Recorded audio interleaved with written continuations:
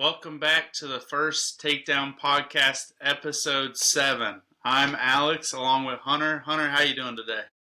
Good, man. Took a couple weeks off for Easter. Took that 1 week off for Easter to go see some family. I was actually up there a couple of days hanging out with you, play a little pickleball, hanging out. So that was nice. Take a little break, but back to it, back to work and back to podding. A lot of wrestling to talk about this past weekend. So yeah, it's been good. Yeah. Had officially gone over into freestyle and Greco season, I'd say now. We saw this weekend U.S. Open Championship. We're going to go over seniors, talk about some of the really high-level wrestling we saw, some really good guys, some really good young guys up and coming, and kind of break down a little bit of the semis and some of the results and those guys that have punched their tickets to Final X.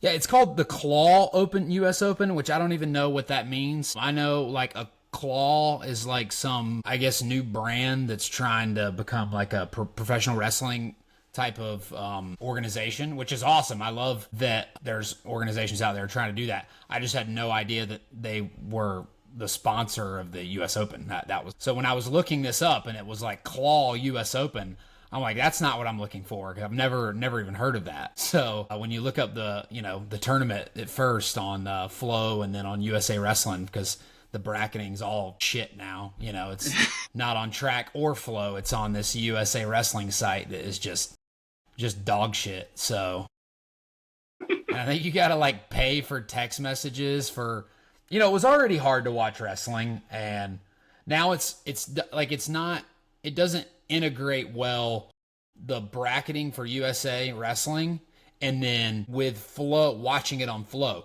At least the good thing with Arena, even though Arena had its limits, is that you could just go and see the bracket and click on the match, and go watch it that way. And you might still be able to do that in some capacity now. I just haven't figured it out. But for the most part, I think that's definitely a market that we could maybe get into, because think about how many people, when I was coaching wrestling in high school, how many people I explained, especially parents, how to use track wrestling even. It's not that much better. So no, it's not. But at least I knew track. I knew how to use it. It was almost like that, that nasty book bag you used since you were you were in 4th grade or something, and you just I don't want to upgrade because I just know this is I know this bag, these other bags I don't know. And that's kind of what we got with Flow Arena. It had, like I said, it had its limitations, but once I learned it, I was like, oh well, I know it now. I know it now. And now this system we have, not great. Yeah, I don't know. I mean, obviously Flow owns Track, so I don't know what type of integration they're doing on the back end, but it hasn't seemed to gotten any better from what I thought it was gonna. No, I remember when they bought it a few years ago, I was like, oh heck yeah, Track's going to be a lot more user friendly, and it really hasn't changed much. We need to just get back to winner sign your bout and then take it back to the head table. We just need to get back old school. Who's the winner? That was me. Yeah. All right, sign, take it back up. Wow, yeah. Dude, those were the good old days. Those really were the good old days. It was. Well, all right. You want to kind of start lowest weight class in semis. Always. And go through the biggest. I mean, let's just start with those semifinals at 57. For seniors. Yeah. I mean, mostly we'll talk about, senior men's, U20s, juniors. Probably won't hit on much U17. I mean, for the most part, this is more, we like to dive into a lot of college wrestling on this show. That's kind of our niche, right? And so that's what we're fans of. And a lot of these guys are in college. So I think what we kind of focus on is that. So not to give any, disrespect to the other styles. It's just kind of what we enjoy to watch and what we enjoy to talk about. And, for the most part, that probably gets the most coverage anyways, just the way the world does. So, yeah, let's start there. I mean, right off the back, I think we started with a pretty weak weight, honestly. I mean, it's just kind of crazy. You look at 57 and how kind of weak 57 was versus 61 right afterwards, just the comparison of those two. But we'll get to that weight. But, yeah, Lilidol beats Nico Provo 10-4 in the semis, and then Liam Cronin knocks off the Shazer, which I hadn't, really seen much from Liam Cronin. So I think he maybe wrestled in one of those events, maybe one of those claw events or something like that. One of those, events where you do something right before. I think it was right before the national tournament. He had wrestled somebody. So I think so, yeah. But yeah, Lilladall looked great. Won the tournament. He'll wrestle Spencer Lee at Final X. So I'm curious to see how Lilladall has maybe closed the gap a little bit. Not saying that he's there with Spencer, but I am curious. I thought he looked really good this weekend. Yeah, and it's interesting. Dayton Fix was at 61 this time, right? Yeah, and so you don't have at 57 even Gilman, obviously not wrestling either, one of the lighter guys that we've had in the past. But it's been Spencer Lee. Not retired. Not retired. Gilman, famously. Not retired, Not retired. But not wrestling. So I don't know. Yeah, not wrestling, but coaching, right back to coaching for Nittany Lion Wrestling Club. Well, he was in the corner. And I think there was one match where it was Oklahoma State. I mean, obviously there was probably a few matches where it was Oklahoma State guys or Cowboy RTC guys versus Nittany Lion Wrestling Club guys. But I'm trying to think. I think it was a lighter weight. I think it was. It wasn't Lilladall. No, I remember. Was it? Who was it? There was a match I remember watching. Was it Blaze? No, because I'm trying to think of the Oklahoma State guy that was in the other corner. God, I just remember watching the match and being like, "Oh wow, that's wild," because Thomas is in this guy's corner, and Thomas was in Blaze's corner though. I mean, I know that. I know I wasn't saying he wasn't in his corner. I'm just trying to think of guys that he was in that was maybe. Maybe it was U20. Yeah, it could have been U20. I'm gonna have to go look at that, but I think the like you said, we kind of thought Luke was going to come out of this one. Spencer's been ruling this weight class now, especially with those other guys I was talking about that are kind of up in weight. You found it? Who is it? It was PJ Duke and Landon Robidoux. Yeah. PJ Duke on the Penn State side, Landon Robidoux on the Cowboy RTC side. I remember because I remember watching that match, and PJ Duke. I thought Robidoux and Duke looked really good. Obviously Duke won the tournament and looked the best, but I was actually surprised. I thought Robidoux moved really well. Just Duke's really tough, right? So. And Robidoux was the one he just did his red shirt year. Or is he? He's incoming. He's incoming. Okay. So he's incoming this year. Him and Duke, they're both the same year. They're both incoming guys. Robidoux, I think, has been a little bit smaller than Duke in the past, and so now he's wrestling kind of more towards that, one middle 150s, where I think in the past he was kind of in that middle 140s weight class, 150, and now he's kind of getting up to the mid 150s. When watching Luke Lilladall and this weekend, it was kind of like, man, how did this guy not win the national tournament? I know. Now, he looked like the best guy in the country. I mean, obviously, outside of Spencer Lee, it just doesn't feel like, unless a 61 guy came down to 57, it doesn't really feel like there's another guy in the country right now at 57 that could beat Luke besides Spencer Lee. And I don't know if you feel that way too. Yeah, I think so. And so when they go to Final X now, it's just them two, right? Best of three? Yeah, the 2 out of 3 set, right? So the 2 out of 3 is set. So they'll wrestle 2 out of 3, and then, that'll determine our world team member. So, Luke's got a shot. I don't give him much of a shot, but he's got a chance. He's got, look, the biggest determining factor, I think, in these guys performing really well is age level success. And that has shown itself to be the case. Spencer Lee had really good age level success, really, really good age level success. Luke Lilladall had really, really good age level success. So you're seeing these guys. Spencer just didn't try to make world teams while he was in college for the most part. Right, but it seems like Luke is going to do that, and he's going to try to continue to make world teams for this whole entire cycle. And don't be surprised if by 2028 he's right there. I think we could maybe see him get a little bit closer now. So we'll see. That's an exciting one. He ends up beating Provo and then takes out Liam Cronin in the finals. So wins the bracket pretty handily. Not a crazy bracket, but we're about to talk about a pretty crazy bracket. Yeah. Do you think this year? Do you think Luke can get a match? Like, I feel like he can score Spencer. Do you think he can win any of the matches? I don't think he'll take a match. I think he could. I think he could just because, again, determining fact. Like, if it was any of these other guys, I'd be like, no, Spencer would blow through him. I just think that Luke has the ability, that age level success propels you and prepares you for these moments like this. They've already kind of been on the world stage. They've made world teams. They know what it's like to make world teams. I don't really think many of the other guys at 57 kilos have that experience. Yeah. So, yeah. I think he could. I don't think he also could get blown through twice and nobody would be surprised. Just the way that Spencer wrestles. Yeah, especially if he gets on top and gets a gut. Gets a trap on him or gets a gut. Yeah. Well, going into 61, like you said, such a competitive weight class, and some of these guys. Yeah, we saw the rematch in the semis of Seth Gross and Marcus Blaze. Marcus Blaze won the last one. This time, it was what an exciting match. Marcus Blaze seemed like he was coming back there for a little bit.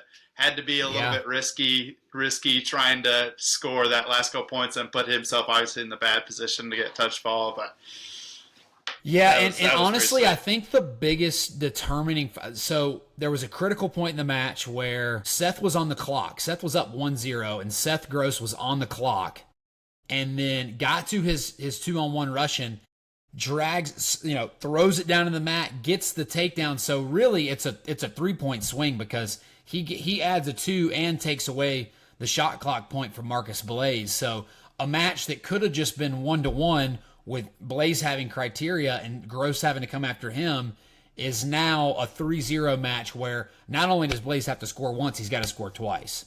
So he kind of went all out there at the end.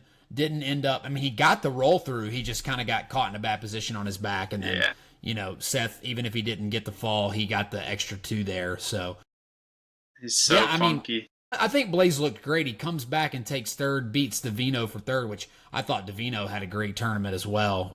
Yeah. Goes out there, and although he, Dayton Fix gets hurt, and he was hurt, it was like, it was from a nice takedown to a lace from Davino. So it's kind of like you don't really know what to make of that. And I do feel bad for Fix. It looks like it was pretty nasty. He was pretty banged up. Yeah, that was tough. That was exciting semi that we got to see. And then on the other side, I think like one of the highlights of the tournament for me is Jax Forrest wrestling. He's just that guy's so good, dude. Unreal. We sitting there watching the finals. Man. When again Seth Gross, and I'm like sitting there telling my parents about it. I'm like, so this guy, Seth Gross, he graduated a while ago. This guy is a junior in high school. Junior in high school. It's crazy. It's crazy. Nuts, man. What's so funny is just he was signed up for juniors like a week and a half ago, and just decided to throw his hat in the ring for seniors. I guess. Just he had been wrestling in the room and he'd been looking really good, and they were just like, "Hey, let's do it. Like, I think we're ready. Like, we're ready to go win this thing." And sure enough, he does. He goes out and beats Davino, and then beats Seth Gross 19-8 in the finals and techs him. And you just kind of think about how that match could play out. You think about, like, when you hear the names Jax Forrest, Seth Gross, and you're thinking about the ways that could play out, you're thinking, well, I could see this playing out a couple different ways. Not saying that Jax can't tech him. It's just like, when you think about Seth Gross and trying to have all these flurries, you think he's probably just going to win a lot of those. Yeah. And he really just didn't. It was wild to watch. And every time I watch Jax, I'm like, he doesn't look he looks pretty unassuming. He just kind of, he's kind of like a rail, out there. He doesn't have much muscle definition, but he doesn't really need it, I guess. That slide by that he does from the elbow, from his knees. My gosh, dude, it is so filthy. And then he did and he went to pull it from the elbow, and just went to like an elbow pass to the leg this time around. And I'm like, oh God, he's getting better. He's adding stuff. Yeah, it's like he's adding Seth stuff. Gross too, which is just crazy. I think Flo put out the clip of it, but I watched him in the Nahshon Garrett match where when he was defending it. I was wrestling yesterday. I was trying to do that. Like I had my leg up in there and trying to grab the leg underneath. I'm like so unconventional, but he makes it look like what he's doing is exactly right, and he's so good. It was a lot of fun. He is unbelievable. Yeah. Like I said, Blaze comes back, takes third. You almost, you're a little dissatisfied. To me, I'm a little dissatisfied because, although Jax won the weight, won it handily, beat a lot of good guys along the way, he's going to go and wrestle Vito for that 2 out of 3 spot. I really wanted to see this bracket kind of play out at World Team Trials and then see whoever won that World Team Trials wrestle somebody else, wrestle Jax or wrestle Vito. I just almost selfishly just want to see these guys in a bracket again. Yeah, more because I don't necessarily think it would play out the exact same the next time around, but a little college result. I mean, Blaze beats Davino 7-0 for third. Those guys could both be at 33 next year on the college scene. Davino will be, I think, wrestling for Ohio State at 133. I don't know where Marcus will wrestle, whether he'll redshirt or start, or if he'll be at 33 or 41. But that was certainly a lot of college implications of that result.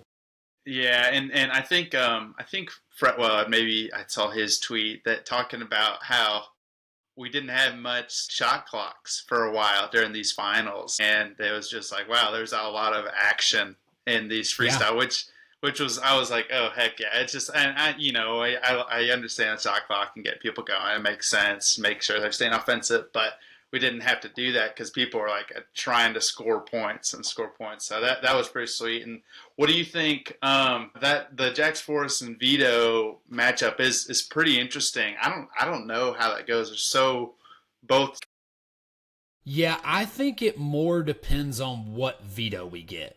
I think Jax is so young that I'm not saying he can't be up and down. Obviously he can be. You're not going to be consistent as maybe you would be in your young 20s as you are when you're a junior in high school. You may have some up and down results. But I think we've seen in the last couple of years a very up and down Vito, Yeah. Whether that's because he's hurt or he just has up and down performances now. We've seen height of his powers, he's a world champ, but we've also seen, he can go out there and lose a couple times to Crookham. I mean, I'm not saying that that's bad. I mean, Ryan Crookham's really good, but I wouldn't put him on world champion level, right? I think it really depends on what Vito we get, because Jax is going to be game, man. He's going to go out there. We know exactly what we're going to get. He's going to wrestle really hard. He's going to try to get to a bunch of crazy positions. And That match, I'm so excited to watch. Yeah. But again, selfishly, it just takes away from us not having, Blaze and Davino and Gross in another bracket, because that was really fun to watch this weekend. Yeah, and even having Forrest and Blaze wrestling too. God, could you imagine if Jax Forrest wins the world team spot as a junior in high school? I mean, legitimately imagine that, Yeah, that's crazy. It blows my mind. I don't think I've ever we've never seen that, right? I think I saw somebody put something like that the last time somebody had maybe won the U.S. Open spot was, I saw Cejudo and... Okay. I'm trying to think, there was one other person that was more recent. That sounds about right. That sounds about right. Yeah. But still... But again, lighter weight, 57, 55 kilo guy for Cejudo probably. Similarly, 61 kilo guy for Jax Forrest, but I mean, God, so impressive, dude. I was floored by that this weekend. Well, going into 65, these are, I feel like a lot of newer guys a little bit coming through, especially in the semis. I mean, obviously we got the rematch from Mendez and Bartlett, now wrestling freestyle. They wrestled so many times. Yeah. Yeah, that was crazy. That match and Barlow almost came back and scored there. I thought he did score. I wasn't paying attention to the clock, and then Yeah. but then they called it off, and Mendez able to win. And then on the other side, old Joey McKenna now at Cowboy RTC and had a close match with Valencia, Aiden Valencia. Yeah. No, he did. And then he had a close one with Mendez. I mean, that the defense he showed in that Mendez match, I don't know if you remember it, but it was like Mendez was all the way behind him in quad, and he was trying to break him down, and then he'd switch off to a leg, and he'd almost finish it, and then he couldn't, and then he came back out front, and then McKenna got out, and you're just like, oh my gosh. I don't know how he defended that, but kind of a crazy story for McKenna, right? Like getting to the point to make a Final X, and I think he's wrestled in Final X before. I could be wrong. I'm pretty sure he has, but never. I don't think he's ever made a world team. So I think he was junior silver back in like 2014 or 15. He won U20 silver or something like that. So he has some age level success, but it's kind of crazy to watch a guy like, you don't really normally see a guy that hadn't made a world team and maybe he's 30 now or 29 and like he's in that range now to try to make a world team. Yeah. So normally you see the younger guys kind of nip on the heels and then they just go and get it. So and Valencia's at Stanford right now, right? Yeah, that's right. Yeah, and you know, if you'll remember, he had some really close matches last year with Bassett and freestyle. They had some barn burners last year. So Valencia's tough. He redshirted this year, so he'll definitely be wrestling for Stanford next year. Yeah. They're going to have a good lineup. Stanford's going to have a good lineup next year. Cardenas back. Coach Ayers over there, right? Yeah. Came from Princeton over there. Yep. And McKenna, now does he sit out, right? And then winner of World Team Trials, he's wrestling? Right. So he'll wrestle. You know, you got to kind of think, you got to probably give the edge to Mendez. I still think that he probably is the pick to get it done at World Team Trials. But, you know, he does wrestle a lot of close matches in freestyle especially. But he's got a really good freestyle pedigree. I think, you know, he could definitely find himself in the finals or in Final X against McKenna. And, you know, that would be an interesting, you know, Buckeye battle. Yeah. For the 65 kilo spot.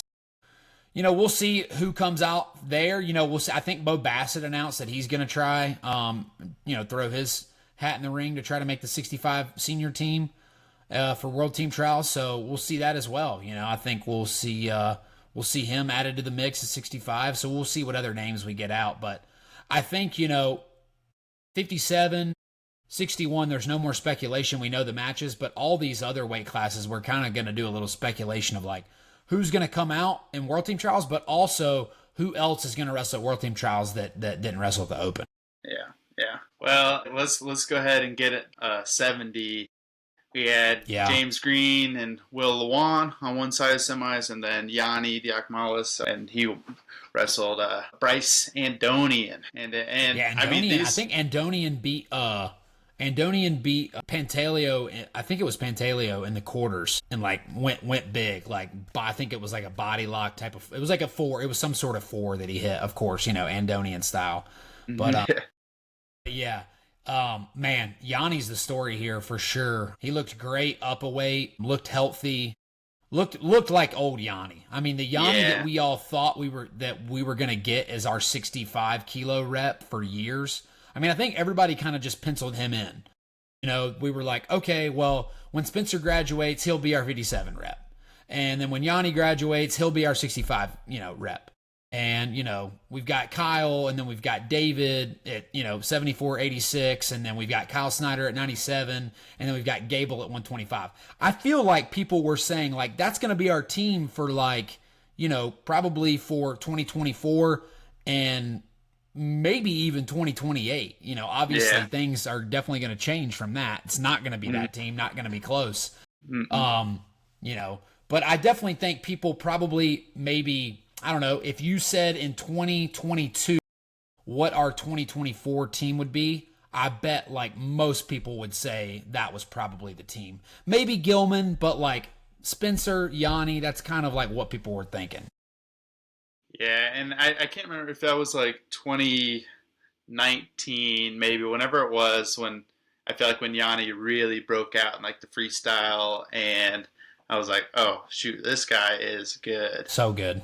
So He's good. yeah, and I mean I agree. I think he might have said that after the finals match. I'm back. I feel like I might have read that on his lips. But And that dude, he looked like he cutback, got some swagger back. You remember when he would drop those interviews after he beat Sasso at NCAA's, have some nuts and stuff like that. I just yeah, like that's the attitude and like that's the Yanni I kind of remember, and so I kind of miss that guy. So it seems like he's healthy. Seems like he's got that back, and I'm excited to watch him no matter who comes out of this bracket at World Team Trials. yeah, I mean, James Green still looked good, but Yanni just powered up, forward him.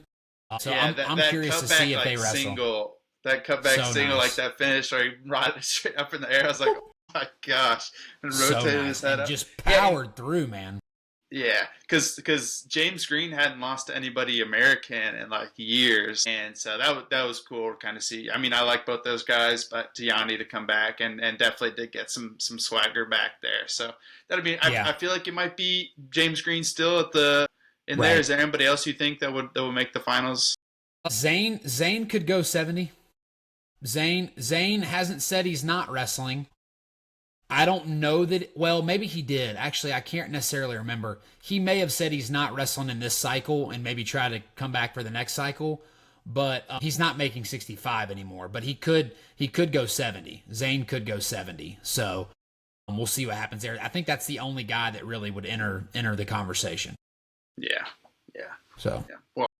Well, another fun one at 74. Up yeah, for the NCAA finals rematch. yeah, and had David Carr over Jarrett Jacquez. JQ's. I don't think so. It's No, I'm just JQ's. kidding. JQ's, and then Messenbrink and Quincy Monday. Yeah. Well, the story here was Messenbrink and Carr. They blew through Yeah. this bracket, both of Yeah. them. I mean, they both looked really impressive. I mean, even Carr losing to Messenbrink, like that match was competitive and just kind of got out of hand at the end with those 2 4s that Messenbrink hit. That kind of busted it wide open, but I think that's going to be the final X match. I mean, Yeah. Messenbrink wins. What an incredible run he's had basically since he lost to David Carr at NCAA's. The only loss that he took was at U23 Worlds where he took bronze. So, he's been on a great run as of late. Wins wins NCAA's, wins the US Open, puts himself in Final X, and I think he'll have to beat David to make the team. Yeah, Twice. David Carr has been looking so good too in that match that he had a couple months ago. Who was he wrestling? Takatani. Yeah. And so I was excited for them to get back at it freestyle. I'm sure Messenbrink was excited to wrestle that one just because of how that finals match was. Yeah. I think those couple 4s, I was like, David, that was like, I don't. It just seemed like his It defense seemed like wasn't. he either was tired or he was relaxing and just kind of squared his hips, and then you just see like Messenbrink get 2 hands locked, and it was like, all right, this is going to be 4. When he got his hands up like higher up to his butt, it was like, all right, now that's what we know. We can't just throw him straight back. That was like the high school, like, hey, you're giving up points here if you try to throw him back. Yeah, And turn down. Like, man, he did it twice. Yeah. So, yeah, I know. I think we'll hopefully see some. I think they'll both adjust and wrestle again. Best 2 out of 3 probably. So those will be some fun matches. Yeah, and then you get into another weight to me at 79 kilos that was almost like 57 kilos. Where no, I'm not saying that there's not. It just doesn't feel like there's like a front runner anymore. Like with losing Marsteller and Burroughs. There's just anybody could have won this. I probably would have just said Hamity wins the tournament. Like he's the most talented guy. But man, Evan Wick freaking put it on him in the finals. He looked really good. And so I'm very curious. I'm very curious to see what happens with this weight. Not because Evan Wick wins necessarily. It's because like you look at the composition of the weight, and I know these guys probably aren't like thinking, what's the composition of the weight? Now I'm going to go. Like, if they were going to go to World Team Trials, they were going to go. But, I mean, dude, making a senior world team for the United States is like, and senior freestyle is a huge, huge, huge deal. Huge accomplishment. And I just don't think at the end of last year, if anybody would have been like, all right, well, Evan Wick is our guy at 79 kilos. Yeah. Next year, and then, maybe the year after, right? So I'm curious to see who, does Levi Haynes come out? Does Hamidi make adjustments? We saw him make some adjustments to beat O'Toole at NCAA's. Does he maybe make some freestyle adjustments and come back a little bit stronger? But man, whoever comes out of World Team Trials, they're gonna have their hands full because Wick just looked really good. He looked solid. Yeah, he looked solid for sure. It kind of surprised me because I haven't watched him wrestle that much recently. I feel like, and watching this weekend, I was like, oh shoot, he was the real deal. I mean, he beat Simon Reese, and then Hamidi beat Kennedy Monday. Just a whole bunch of really tall wrestlers right there. But then really lanky guys, a bunch of Jack Forrest, just jacked. Yeah, a bunch of jacked Forrest. Jacked Forrest. I think Ben Askren posted that they're going to do an RTC at AWA now. So I think he's trying to get Evan Wick to go back there and just kind of train back out of Wisconsin. What a shot in the face to the Wisconsin team. It's like just what I don't know. That the UW Wisconsin, like the Badgers and Ben not having a good relationship is detrimental for. I'm not saying it's detrimental for Ben, and I think it's much more detrimental for the college team. I mean, and we've seen the results they've had in not getting the recruits out of AWA. If you could marry those two together, they could be. I mean, it could be a powerhouse, man. You could run the RTC out of Madison and have that RTC cooking with a lot of these AWA kids, and they can stay home and have a place. And, I know Evan Wick ended up leaving there, but like if they found, I'm not saying, look, Bono can be the guy and that's fine. Evan Wick's not going to go back there if Bono's the coach there. They just don't seem to have a great relationship. He left there and went to Cal Poly. So I don't know, man. I just think it's a disservice. I really think that area could be just an absolute powerhouse, and I don't see any reason why that program and having AWA and that collaboration could not just soar. I mean, I really think it could, but yeah, it just gets held back.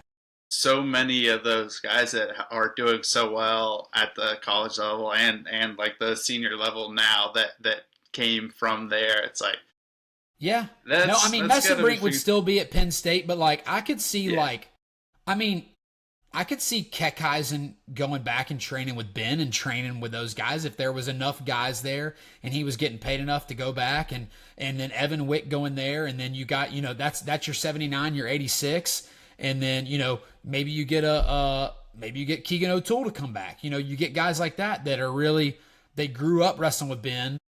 And you get them to come back and wrestle there that have ties with Wisconsin and AWA. So, yeah, I don't know. It's not my favorite thing about. I just wish that was a better relationship, and it's not. Yeah, so. Yeah. Seems like they should be able to capitalize on that, and they're not for sure. So, well, speaking of Keckeisen, going up to 86. Yeah. Exciting weight of some really solid wrestlers here, and then we saw the matchup that everyone was kind of wanting to see, the Kyle Dake and Zahid Valencia match. Kyle Dake beat Keckeisen 8-1, and then Zahid beat Marcella 4-2. These guys are, I feel like, especially, I know Keckeisen's in freestyle, but these other three guys have been wrestling freestyle for years now. It's like that's all that they know, and you can tell how they wrestle. Yeah. No, and it almost parallels like 79 kilos and 57 kilos, kind of a little bit weaker.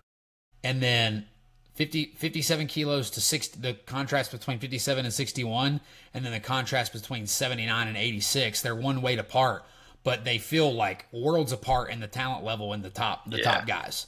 Worlds apart. So, Kyle Date, Parker Keckeisen, Chance Marsteller, Zahid Valencia, that's your semifinal. My God. Yeah. That's insane. So much talent there. And, Zahid just, figured out a way to beat Dake. That really is what it comes down to. Now, what does Kyle Dake do? Does he go 86 again at World Team Trials? I think he does. I think he's more concerned with trying to make a world team. or excuse me, I don't think he's as concerned with trying to make a world team. I think he's trying to lock in what his weight is going to be for 2028 and try to make that Olympic team and try to medal at the Olympics again. I think that's what he's concerned about. But I do think his best path to a world medal, a world gold, is at 79 kilos. Not just making our team. I think he's better at 79 kilos. I think it makes our team better. So do I want Kyle Dake to go down to 79 kilos? Yeah, I do, because I'm a fan of the United States. But because I would love to see Kyle Dake and Zahid in the lineup. That'd be awesome for our team. But not to take anything away from the 79 kilo guys. I mean, we're talking about Kyle Dake, one of the best ever. One of the best ever. So I think he'll stay at 86, and I think he'll win World Team Trials. And then, like, Zahid, you did it once, now you got to do it twice. Good luck. And I don't know. I think we would see a scenario play out like what happened with Zahid and David. Those first matches were always kind of close with Zahid and David, and then the second match, David would blow it open. And I think we would see something similar where that first match would be close. Zahid might even win the first one. And then that second and third match, I think you would see just the positional acumen of Kyle Dake, him staying in a really solid position, just kind of staying on Zahid that long. You know, that's a lot of wrestling. You know, that's a lot of wrestling. And so I'm not saying it's that close, but you feel that guy enough, and maybe you felt the duck from Dake. Or from Zahid. Dake felt it, and so now he's a little more prepared. But he's going to have to go win the World Team Trials, so we'll see. Yeah, that was the main score, right? That kind of set the tone there at the beginning, and then I think this is going to be like a one-score match, maybe three times. So those guys are insanely good, and I think we'll see both of those guys again in the finals. And yeah, it's interesting for David Taylor coaching against Kyle Dake, right, like that. And I mean, especially taking Zahid, comes to Cowboy RTC, and now has hoping to take the next level and beats Kyle Dake. And so it's just like it's interesting what's going to happen still from there if they're both going to be making adjustments, because they are both super technical wrestlers, and I feel like they can't give an inch or they're not going to get that world team spot. David Taylor coached Zahid to beat Kyle Dake, and then he coached Hendrickson to beat Gable Stevenson, and so I don't know. It's gonna be some really good matches and super exciting that weight, now that all those guys have kind of bumped up and made this powerhouse of a weight class. Yeah, definitely. I'm excited to see this one play out for World Team Trials, but then, Final X be insane, watching these guys wrestle possibly three times. Yeah. Well, into 92, a little bit lighter of a weight class as well. Well, they're 92 kilos, Alex. They're not that light. Yeah.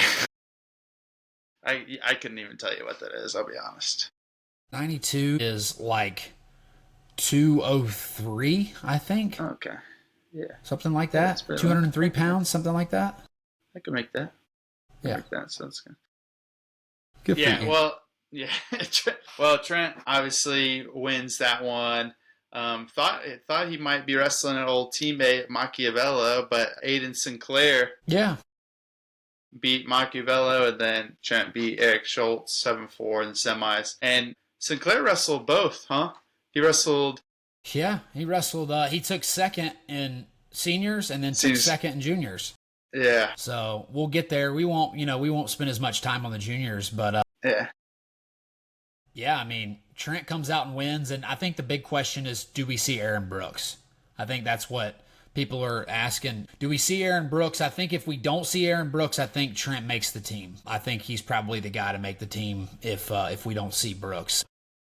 We will see what happens. It's kind of, again, it goes back to like this whole Dake thing. If Dake makes the team at 86, then I'm like, all right, well, I wish Zahid was on the team at 92 now. I just wish we'd find a way for both these guys to get in, and whether it's 86-92 or 79-86, I hate that. To me, two of our best wrestlers that are competing right now, it seems like only one of them is going to make the team. So yeah, it's like not to back take when away from this weight.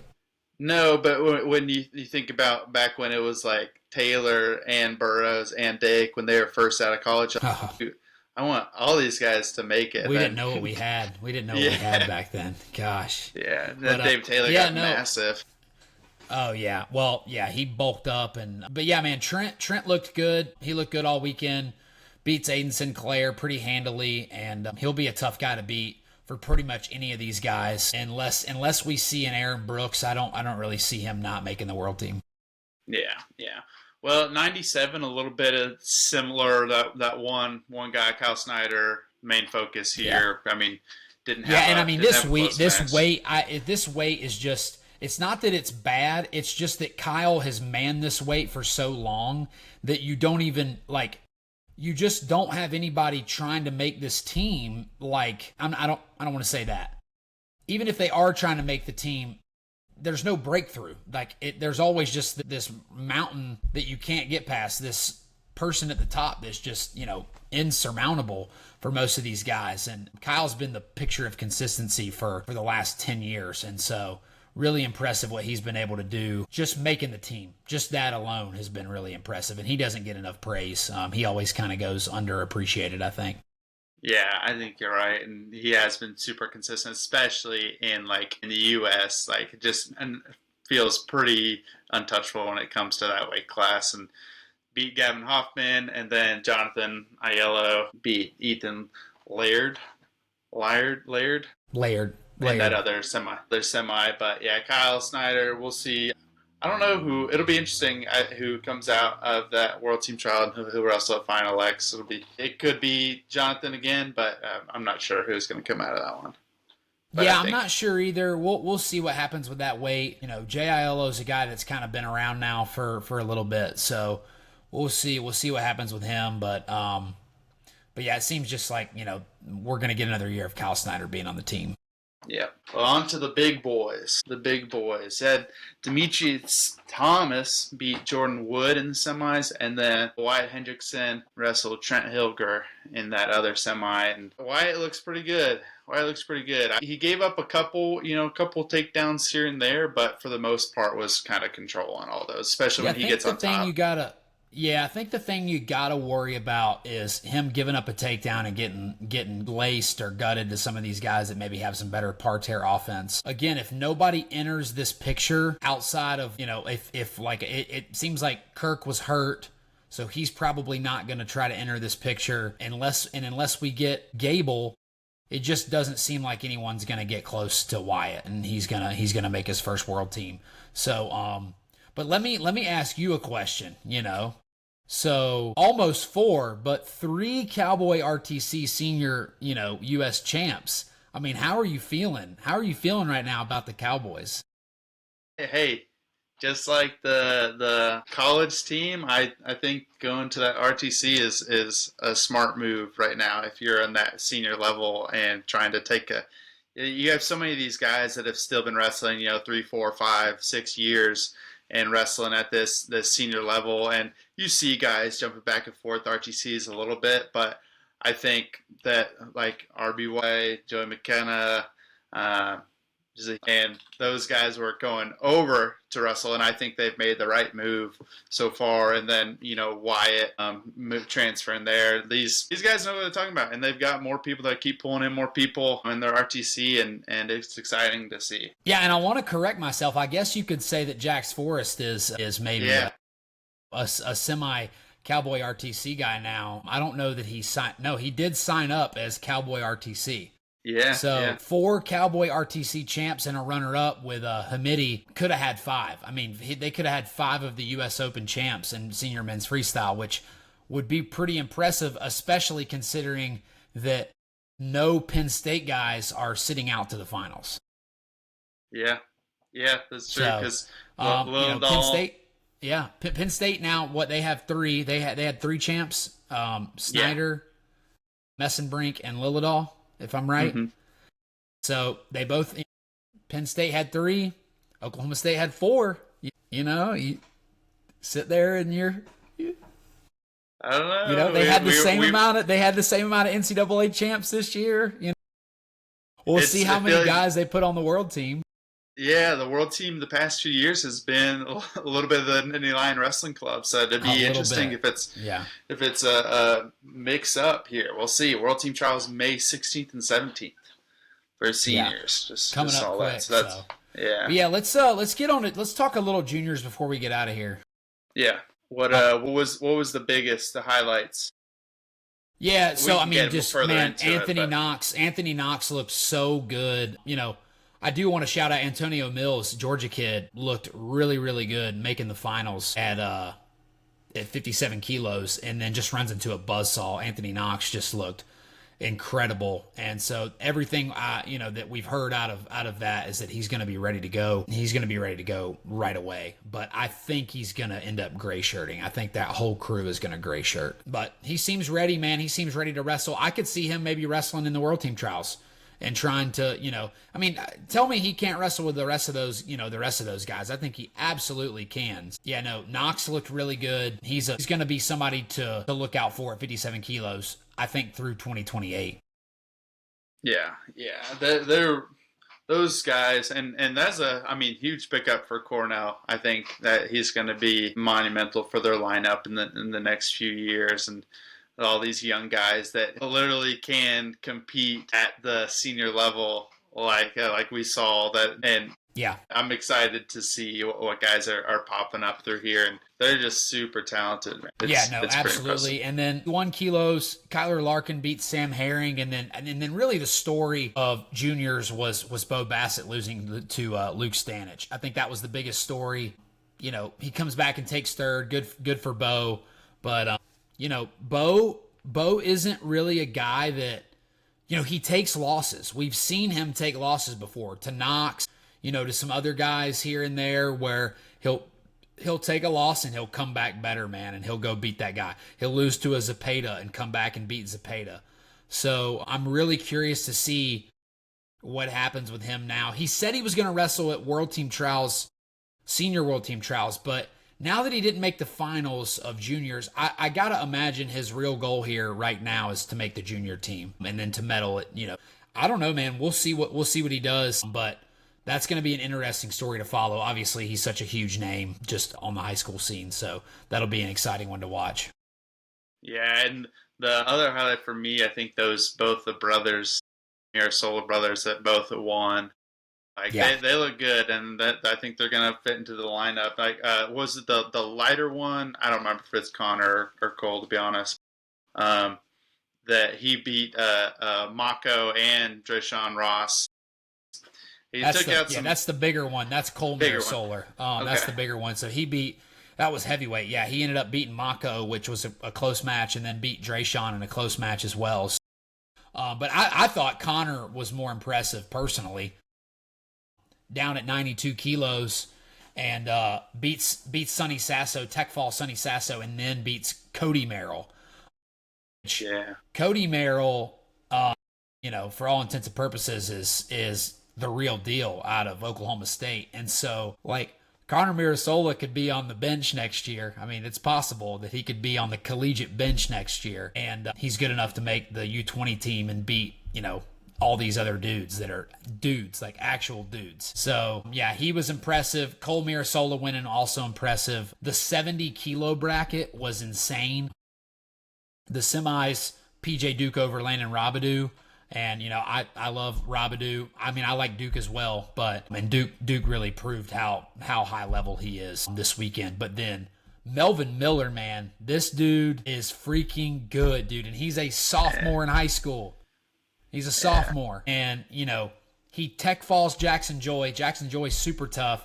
And then goes and wrestles a really close match against. And honestly, if it wasn't for that first exchange against PJ Duke, the first 4 he gave up, he looked like, I don't want to say he looked like the better guy, but in the exchanges, he looked really good. And he is a terror. Look out for that dude, man. I know everybody knew he was good, but this almost reignited it for me. Holy crap, he looked on a different.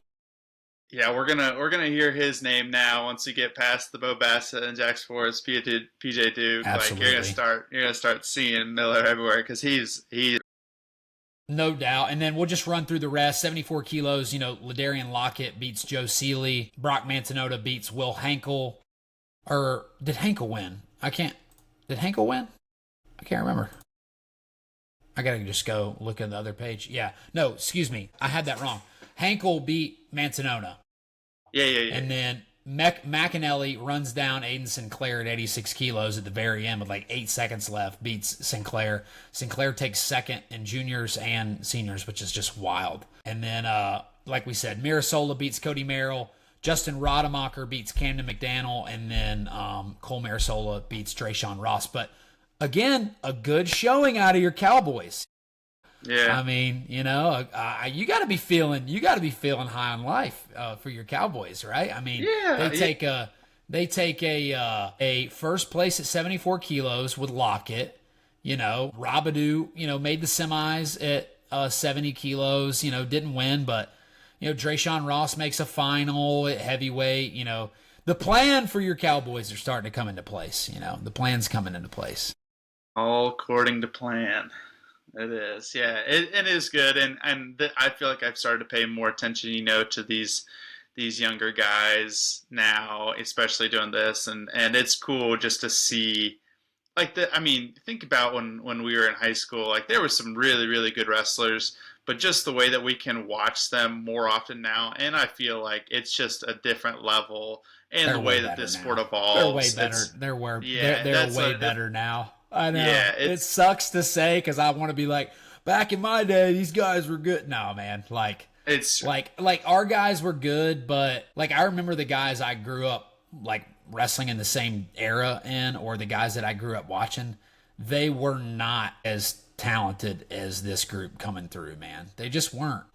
That's I think that's attributed to a lot of things, but these guys are wrestling with higher level athletes at a younger age, more so than they ever have, and they just don't have that culture shock when they get into a college room or when they get somewhere and there's a huge maybe physical difference between the guys that have been on the circuit for a while and the guys that are just coming in, and then maybe that shakes your confidence a little bit. They just aren't having that anymore. They're not having to go through that because they're kind of slowly integrated into it. And then they're not having this big culture shock. They're competing with them right away. Marcus Blaze is able to, him and Jax Forrest are able to match these guys in high school. So then by the time they're to college, nothing's really, there's no ramp up. They're already there. They're already at that point. It's shocking. Yeah, and it's just super exciting for the sport, and especially, when we get into freestyle, maybe not so much Greco, and I don't know if we'll go. It's exciting to see how creative these guys are getting with scoring, and I know we've still got a few kind of gaps to close as far as parterre goes and freestyle compared to some other countries, but that not being our main style, it's I think maybe not this way. It didn't have the best showing this last Olympics when the men's freestyle team. The Olympics before that, I was like, oh shoot, we are pretty good at freestyle. So hopefully we can keep closing that gap a little bit because these guys are starting off so young and wrestling at the senior level. I'm excited for the future of what these styles will be like. Absolutely. And we're just going to keep seeing guys pop up, younger ages. They're going to be so good. And, you'll see the next Jax Forrest and Bo Bassett and Melvin Miller and those guys. I mean, and I don't want to just say McCourt guys. There's other, D. Lockett. That's one high school team. Yeah, that's one high school. I just said those three guys. It's insane. And they've got another year together. They're going to wrestle in high school again next year. It's nuts. Yeah, that's pretty crazy. Well, anything else you think, cover? No, I mean, World Team Trials coming up. That'll be exciting. I think we'll probably do one more episode or maybe two before then. And maybe dive into, I think we got to do Nebraska's lineup. We'll hit on that, get a little bit more college stuff. Maybe we'll do a World Team Trials preview, something like that. Or if like a final World Team Trials preview, Final X preview, and then we get into some more college stuff this summer, kind of previewing the season.